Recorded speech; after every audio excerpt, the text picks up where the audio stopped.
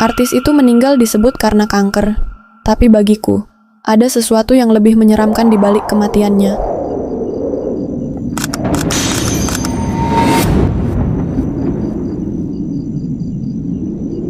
Namaku Fatima. Aku bekerja sebagai asisten rumah tangga untuk seorang artis bernama Ratna. Aku sudah 8 bulan bekerja dengannya. Tepat sejak ia pindah ke rumah barunya yang megah.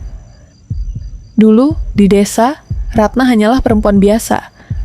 Tidak ada yang istimewa selain wajahnya yang cantik dan suaranya yang lembut. Namun sejak pindah ke kota dan menjadi artis, kehidupannya berubah total. Kini ia kaya raya. Rumahnya besar, mobilnya berderet di garasi, dan wajahnya terpampang di berbagai iklan.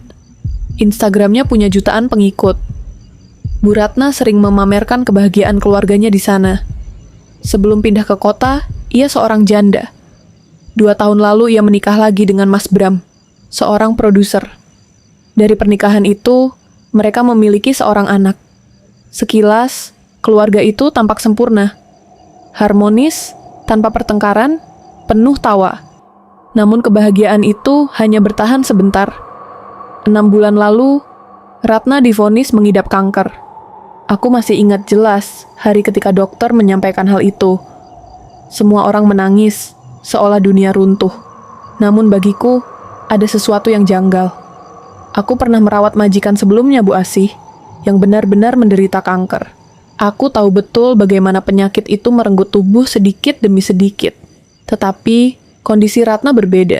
Ia terlihat sehat, terlalu sehat untuk seorang pasien kanker stadium lanjut.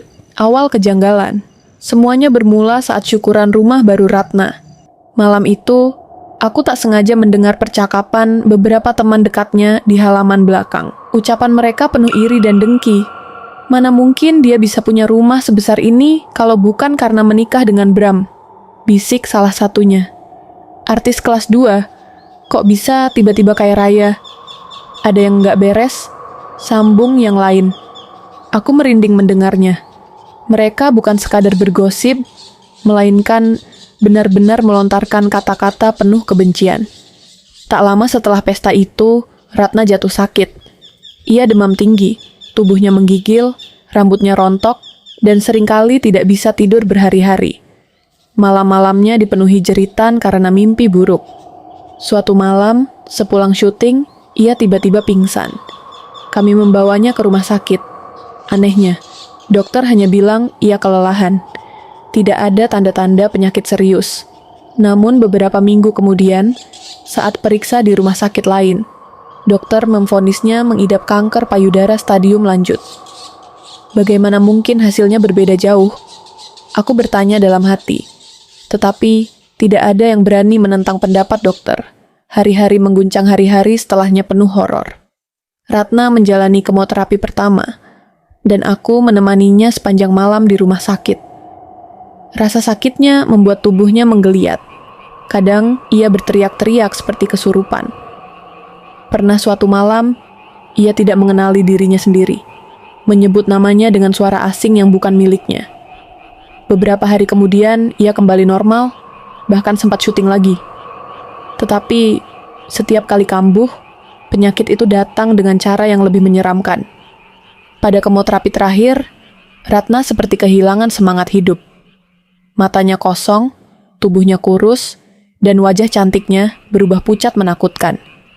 Hingga akhirnya, pada suatu malam yang sunyi, ia menghembuskan napas terakhir di hadapan keluarganya. Tangis pecah, tetapi yang kurasakan justru bukan hanya kesedihan, melainkan ketakutan. Pertanyaan yang membekas sejak awal, aku merasakan ada yang janggal. Penyakit Ratna datang terlalu tiba-tiba. Dari sehat, langsung divonis kanker, lalu meninggal hanya dalam hitungan bulan. Dan semua itu terjadi setelah syukuran rumahnya, ketika banyak orang melontarkan kata-kata penuh iri. Apakah mungkin ini akibat ain, pandangan mata penuh iri dan dengki yang bisa menjadi penyakit mematikan? Dalam Islam, ain diyakini nyata adanya. Pandangan iri dapat merusak kebahagiaan orang lain tanpa disadari.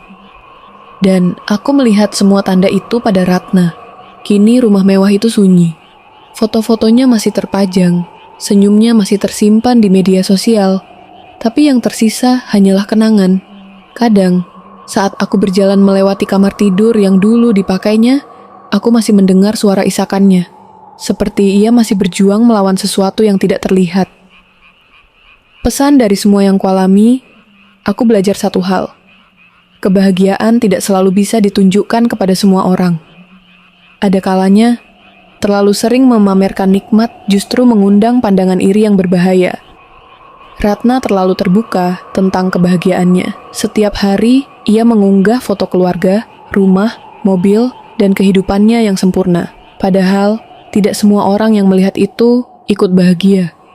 Ada yang hatinya dipenuhi iri, dan tatapan iri itulah yang bisa berubah menjadi racun. Kini, aku hanya bisa berdoa semoga arwah Ratna tenang di sisinya.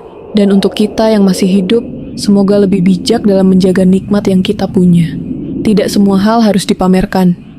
Karena bisa jadi musibah datang bukan karena salah kita, tetapi karena hati orang lain yang tidak rela melihat kita bahagia. Dan mungkin itulah yang menimpa Ratna. Apakah benar semua ini karena Ain?